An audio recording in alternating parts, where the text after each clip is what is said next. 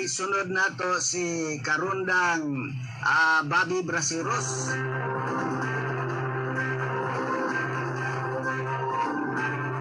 Nga matod pa nga Agila Division naghatag pasidungog sa mga babaeng personel sa Valentine's Day Appreciation Activity.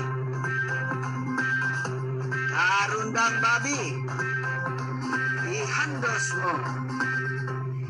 Sa makahulugan nga pagsaulog sa Valentine's Day, gipanguluan ni Major General Alvin Luzon, Commander sa 10th Infantry Agila Division, uban sa ubang mga opisyal sa 10th IG ang paggato, gulak o tsukulit isip pasinungog sa mga bahay sundalo o Civilian Human Resources in charge sa division ato sa Special Commander's Time gipahigayon sa Ginawal Camp General Manuel Tian Senior Mawag Gabador ng February 3, 2026. Nagpahigayon si Major General Luzon og open dialogue aron hatag-hatag pahigayon na mga babae personal nga ipahayag diri sa ilang mga lakas o mga rekomendasyon. Ang mga dialogo ng pagkakita sa ligon ng pasalig sa kuman sa responsibo nga liderato sa pag-atiman sa kayuhan sa mga personal.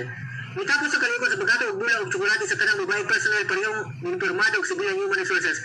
Isip timawan sa nagpasalamat, pagtawad o pag-ila sa ilang bilihong serbisyo sa Agila Division. Sa pagsulong sa Valentine's Day, isip dugang nga pasinungog, bibisita sa mga komando sa mga portionist o sa 10 station hospital arong personal nga panghatag ang bulang og tsukulati sa mga bahay sundalo sa tibuok kampo.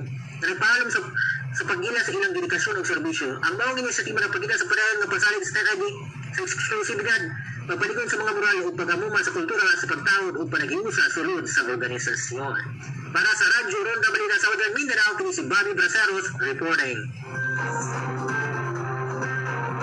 Okay, daghang salamat Karundang Bobby Brasiros.